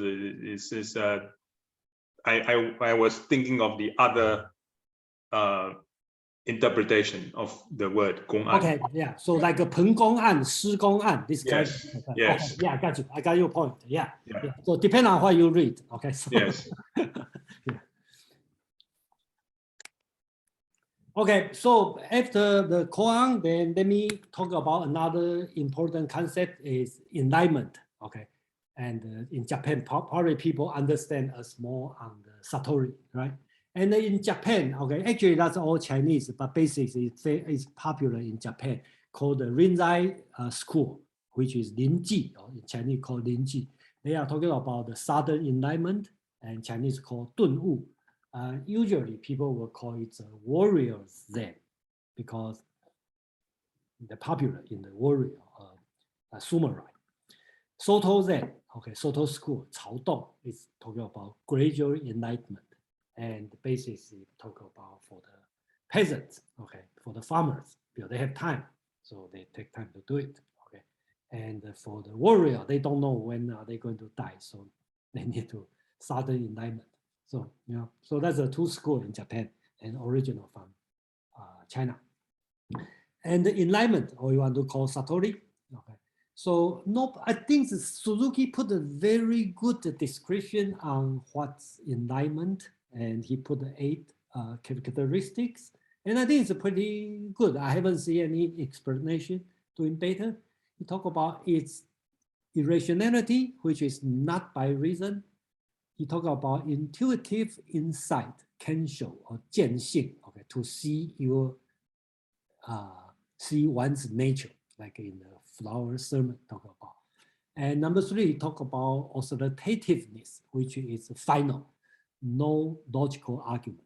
That's the final. Okay. And affirmative, it's no negation. It's just is. There's no opposite side. And the sense of beyond, we talk about it's rooted in the heart, but you feel rooted somewhere. It's not in you. And the basis, you don't rely on God, Father, sound like a Christian basis. It's from yourself. And you have a feeling of exaltation. It's just at the momentariness. So basically that's in Suzuki's writing. And I think it's pretty good writing on this one. And then in Chinese version, around the 9th century, 10th century, that's another point. And I think this one also important. It's talking about the feeling of enlightenment or satori. Okay. You talk about one stroke has made me forget all my previous knowledge. No more artificial discipline is at all needed.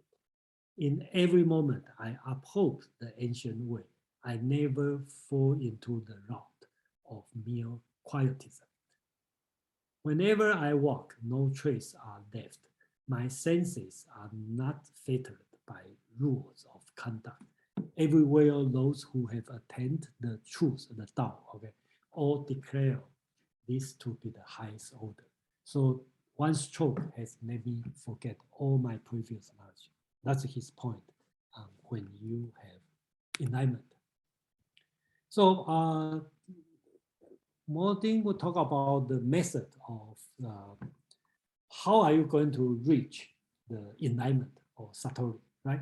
So basics is cultivation through non-cultivation, knowledge that is not knowledge. So if you, this one will remind you to wu wei, okay, and wu xin, no minded, no mind heart, no actions, action without action, this kind of thing.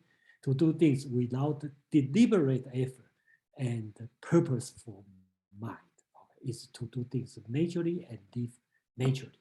I think that's the Zen want to teach on this one. So another, just answer CK's the question on the name Lin Ji Yi Xuan, that's another one from that's Renzai Zen's founder. Okay, so because the place is Lin Ji. To achieve Buddhahood, there is no place for deliberate effort. The only method is to carry out one's ordinary and uneventful effort. Relieve one's bowls, pass waters, wear one's clothes, eat one's meals, and when tired, lie down. The simple fellow will laugh at you, but the wise one will understand. And then he talk about if you want to have the right understanding, you must be received by others, and you should kill everything that you meet internally, externally. If you meet Buddha, kill Buddha. If you meet the Patriarch, kill the Patriarch. Then you can gain your emancipation. So basics, I think a lot of people know the word. You meet the Buddha, kill Buddha. Okay, so don't think about the Zen is like to kill, but basics he's talking about don't be stuck with the Buddha or be stuck with your teacher. That's my understanding. You are yourself. When you learn from your teacher, learn from Buddha or from church, don't be stuck on this doctrine. Okay, so you can go beyond that. That's my understanding. So another example I can bring in is where is no Buddha. That's another Huang Bo. Huang Bo is the teacher of the previous one, the Yi Xuan. Okay, so he said if there be enlightenment, speech or silence, activity or inactivity, and every sight and the sound all pretend to Buddha, where shall you go to find the Buddha? Do not place a head on top of head or a mouse besides a mouse. So you don't have to go. If you got enlightened, everywhere it's Buddha. You can see Buddha everywhere. You don't have to add a Buddha on top of Buddha. So then the funny story is when he enlightenment every Buddha, it is said that one Zen monk went to, one Zen monk went to a temple and spat on the statue of Buddha. When he was criticized, he said, "Please show me a place where there is no Buddha." So he see Buddha all over the place. So he want to spit. He doesn't know where to spit. So he spit on the statue of Buddha. So to the final, I will bring the Feng Youlan's conclusion. Okay. So I think his conclusion is very good. And let's link everything together. Okay, so the last paragraph, Feng Youlan is the writing. He said, there is yet another common saying. In carrying water, chopping firewood, therein lies the wonderful Tao.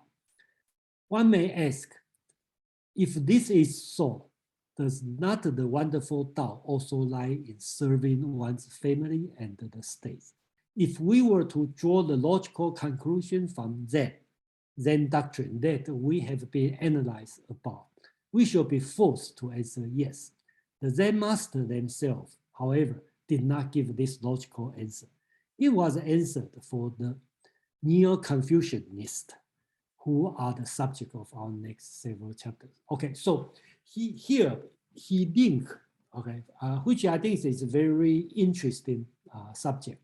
He talked about the Neo-Taoism, talk about on the 2nd to the 4th century. And when Neo-Taoism meet the Buddhism, developed the Zen concept. So if you recall the Zen concept, you just do the daily thing. And you don't have to go outside. The Buddha is in your heart. So this kind of the go back to your heart being adopted in the Neo-Confucianism, okay, which he talking about everybody can be a sage. Okay, sage, the ancient sage, is not just a role model or just in Buddhism, just like something far away to achieve, like Confucius teaching. The sage, the sagehood is in your body. So everybody have the potential to become the sage. So that's the Neo-Confucianism, is going on after the Tang Dynasty. So I think that we should, we can stop here. Okay, I think that's the end. Okay, so I think I will stop here and give a few minutes. We have a few minutes we can discuss, and then I hope it brings to you understand. You may not agree. I think a lot of people, I think I can feel people have a two kind of mind. Some people will be interested in Taoism, Buddhism thinking. Some people are more on the practical side, and Confucius, thinking make more sense. So there's a two branch of people. But my job is just bring to the table and not necessary to convince which one is better, which one we should go. So, question, comment, Dave, please. I think what I get from Zen, as opposed to Buddhism, Zen is the idea, or Zen enlightenment is perhaps the understanding that there is no you. Like the fellow that peed on the Buddhist statue, and then somebody said, hey, that's not very respectful. And he said, show me where there isn't a Buddha, and then I'll pee there, is the idea. So in other words, whether he peed on the statue or on a tree outside, it's irrelevant because everything is one. Everything is Buddha in a sense. And I think Zen takes it a little bit further and says there is no you. Everything is one, and all your thoughts. Like we feel like we're individuals. I mean, here we all are, 20 or 30 of us sitting in our own places looking at the screen. And I would bet everyone feels pretty much like a person, doing this activity of listening about Buddhism and all that. But I think the point of Zen is there is no you as an individual. The universe is putting the thoughts you have in your head, who you are, is actually totally part of the universe. It's not, there is no you that's independent. I think that's the Zen message as far as I can understand it. Thank you. Thank you very much. Yeah, and then like another famous thing is, I don't know who, and when he was doing meditation in the winter, he feel very cold. So he just take the statue of the Buddha and put in the fire to warm him up because there's no difference to him. So, so, and then some people, probably like me, say I still eat meat. Okay, I don't have to be vegetarian as I claim I'm Buddhist because there's no difference to me, as long as I have a Buddhahood in my mind and I drink and I eat meat. And the famous saying is, how do you say it? 酒肉穿肠过，佛在心头坐. I don't know. Okay, so basically talking about meat and the wine through your body, but Buddha sit in my heart. So that's another way to talk about. Yeah. You could also, you, Jason, could extend the saying, before enlightenment, I fetch water and chop wood. After enlightenment, I fetch water, chop wood, eat meat, and drink wine. Still the same. Still the same. Yeah. Karin, please. Yeah, I just get inspired by the talk of Dave, and I just want to remind the very first or second slide of yours. The very purpose of Chan, in my understanding, is not to provide you any kind of understanding of the world itself. What Chan is saying that you have to understand yourself. but truly understand, penetrate, not have a story of yourself, not having this is me, this is 3 years me, this is when I was in school, and etc. This self is social self that is developed through the journey of life, is not your true self. You have to realize what is really going on in you, and that realization actually is to get enlightened, to see your true nature. And any kind of view that you can hold actually is just a helpful hand, but it is not a truthful expression or explanation of the world, because the very deep truth of the world is not possible to express with words in a rational way. You can.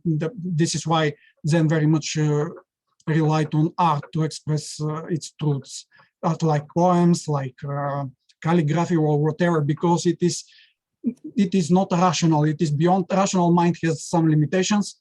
To hold a view is to have a rational theory in mind that explains the world. And Chan is actually not holding that. Chan is saying, just realize who you are, truly are. Anyway, this was my thoughts. Thank you. Thank you.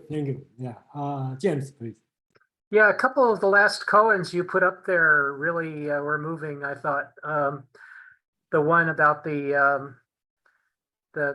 I guess the student asks about the existence of kind of the mind that understands, the mind that is not the person that is not connected to all dharma. And then the answer back from the master is, let me know when you finish drinking all the water in the river, and I'll explain that to you. So it's like you really think that all knowledge, dharma is knowledge, right? So if you really think that all the correct teaching is connected to any individual, it's kind of like, yeah, okay, that's a nice fantasy. Just drink all the water in the river, and I can sort of like reflect on that with you. And then there was another one that kind of made me think, well, there's a kind of a systematic approach to koans. In other words, the idea of this type of teaching, there was a kind of like an inherent logic in that. As usual, I guess this is going to be posted on the meetup, right? The slides. Yeah. So I'll go back and reflect on that koan, but I think there was a kind of like a systematic logic proceeding from. It was a 4-line koan, and it was kind of I thought there was a systematic logic reflected there. That was kind of it was ingenious. You're going to show us, yeah. Which one you talking about? Go back to the last one. It was about 4 lines. This one? Cultivation, no. No, go back. It was like a poem. Go back. This one? Yeah, it might be that one. Yeah, because yeah, the idea that you're holding a hoe empty-handed. That's impossible, right? But that's kind of like to empty your mind. And then going on foot by riding a buffalo. Yeah, that's impossible also. But it makes sense because you want to ride a buffalo and you also go places on foot. So it makes sense in that sense. But it's like a progression from just kind of like impossibility to something that makes sense, but is also contradictory. And then passing through a bridge. Well, yeah, great. So that's good. Then the last line is, the bridge is flowing, but the water is not. Ha ha ha! That's a joke. Depends on how you look, right? If your mind go with the water, the bridge is flowing. So yeah, that's right. The bridge is flowing instead of the water. Well, okay. I swear that's what happened. Yeah. Yeah. Thank you, James. Yeah. You're welcome. Personally, when I look at if you ask me how I look at koan, I will look at the koan as a different kind of aphorism or epigram, right? We have an epigram or aphorism. We stick in your mind. In some cases, you will bring up, you go, that's the teaching, okay? But to me, every koan is just a story. You just put in your mind a short story. Just drink the West River. stop a cry of baby or children, this kind of thing. It's just stuck over there. And then you can think about it. You know, when you see something, you probably have something come out. And then you just, I find out that that's the interesting way to look at. And the same as way, see any movie, everything, when I see it, not necessarily have a teaching. So you just see an interesting movie, a beautiful scene, just memorize. And one day it may help. We don't know. Yeah. So that's the way I look at the koan. Yeah. So we have Karen, please. Yeah, I was struck by comments. I think it was James that made them, or this image of you know, a Buddhist temple where you know, everyone's very busy because there's a lot to be done, and yet that there's this central focus on meditation. It was this practice of emptying each other, and there are these sort of reoccurring images of, you know, the empty mind, or the question that has no speakable answer, and it does seem like there's a sort of a drive towards a disengagement from the world, even if it's at, you know, with the end goal coming closer to some greater reality. There's a sort of disengagement from the world that just seems to be almost dangerous, right? In a world where there are crying babies and things that can go wrong. But I also know that, you know, that the Buddhist, you know, Buddhist believers are very active in striving to solve the problems of the world. So to how much is this taken by people as a kind of corrective to,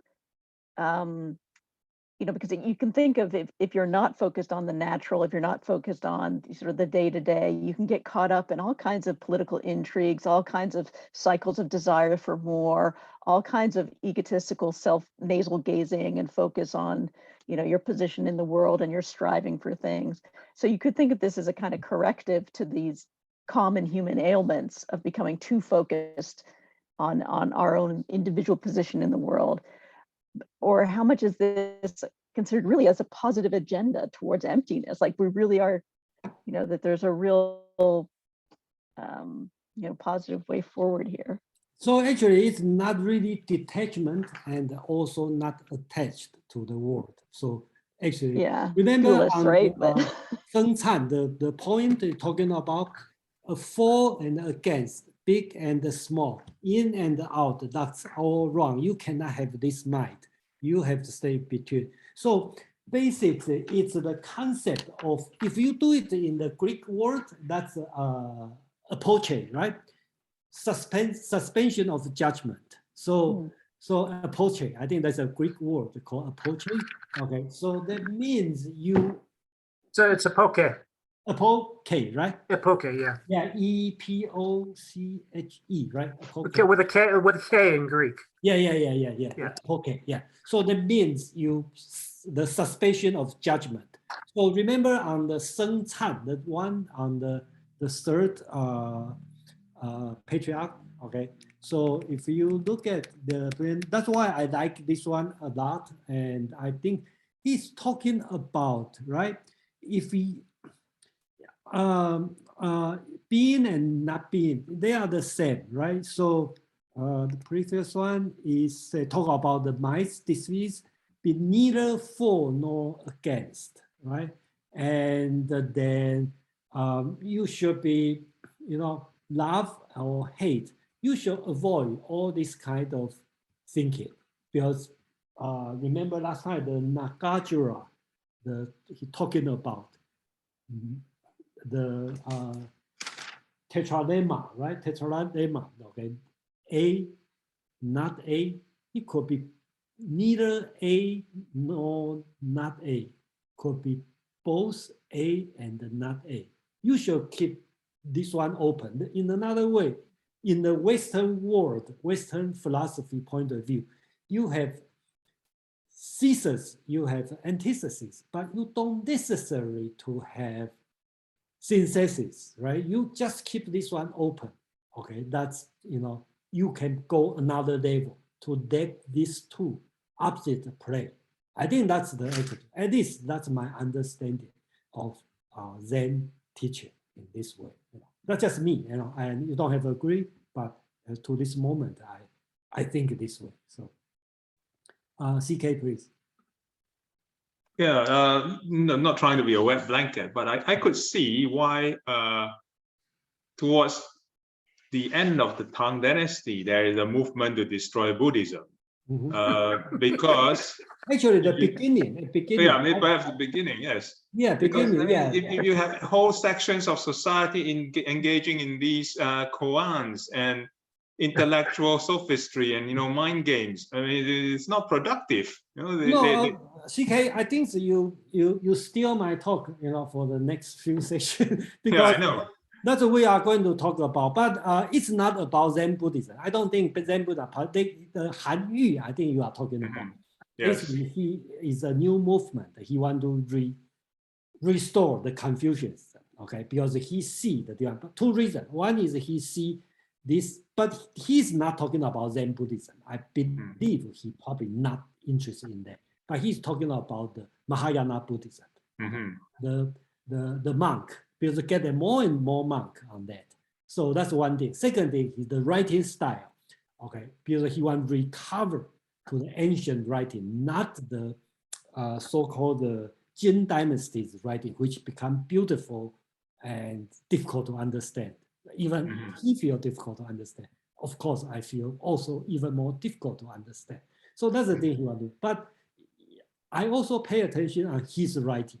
His writing has been heavily influenced by the Buddhism logic.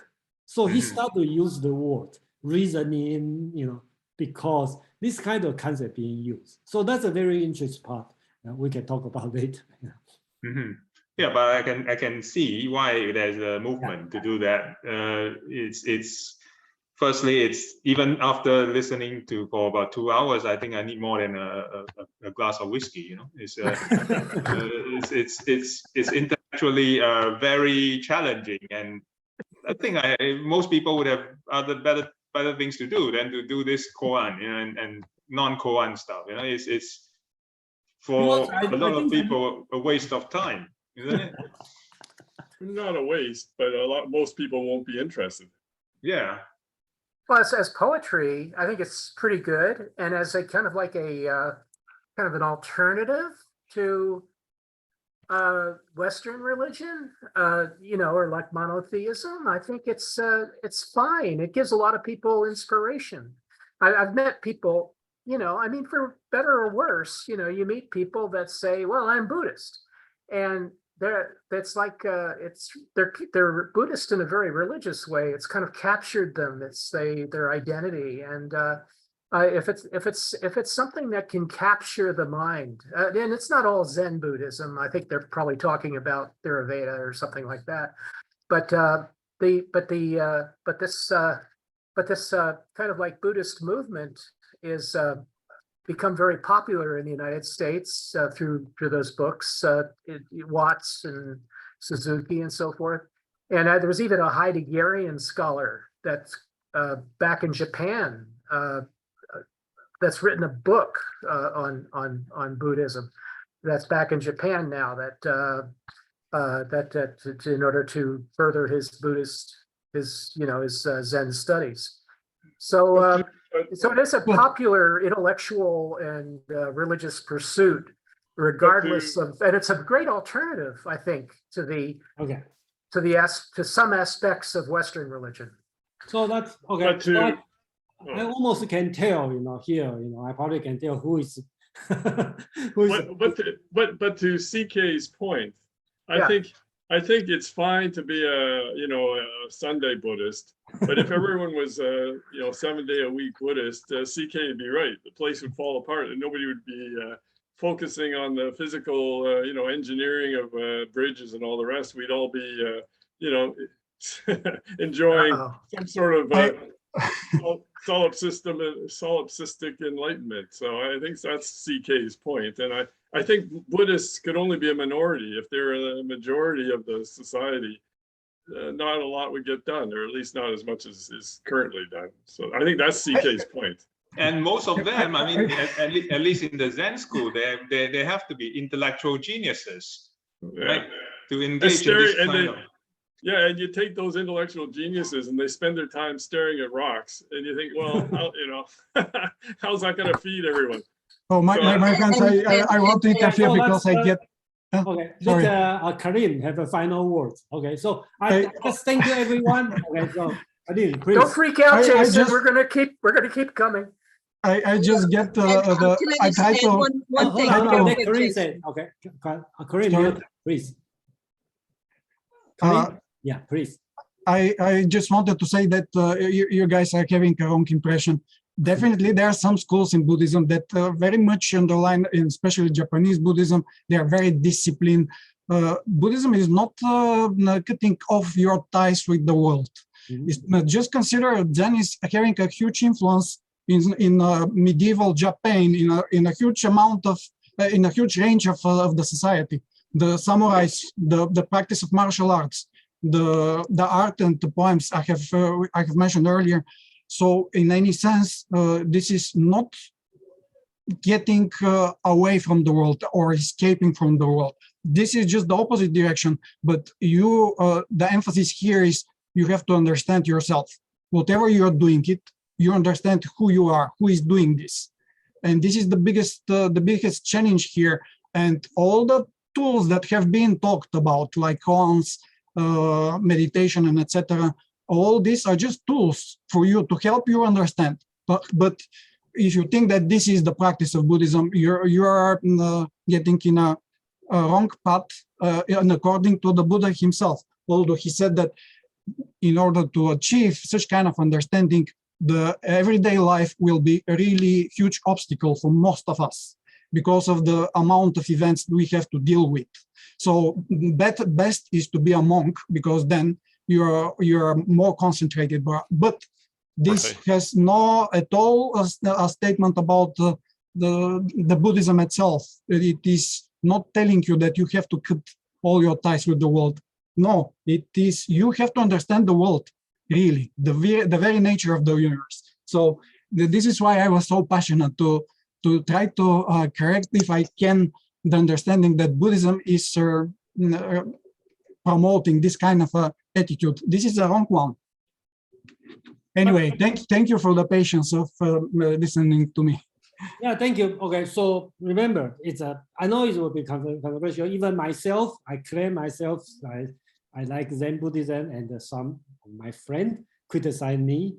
What I'm doing, the Zen is just talking Zen, because I didn't do anything. So people have different opinion, different idea, and we're not here to convince anyone, but we just share our idea. So we have Dave and Ginny, and then I have to finish today. So, okay, Dave, please. I was just going to comment on the idea of the bridge flowing rather than the water flowing. That's very modern. Well, it's actually Einstein relativity basically says the same thing. If you're the bridge, you see the water flowing under you. If you're a drop in the water, you see the bridge flowing or moving over you. And that's basically that's relativity. There's no preferred frame of reference, is what Einstein said. So that you and I and all of us are like the drops in the river, and we see the bridge flowing over us, but some of us are actually like the bridge, and we see the water flowing under us. Like I see all you people out there sitting in your individual places, and you see me sitting over here in this individual place. We're all like the bridge and the drops of water. That's all. Yeah, because I see everybody just in a small box, but you also see me in a small box.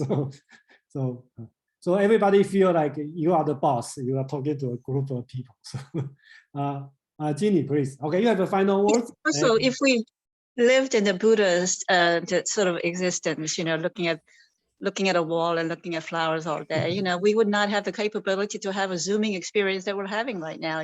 Technology would have never have developed the way.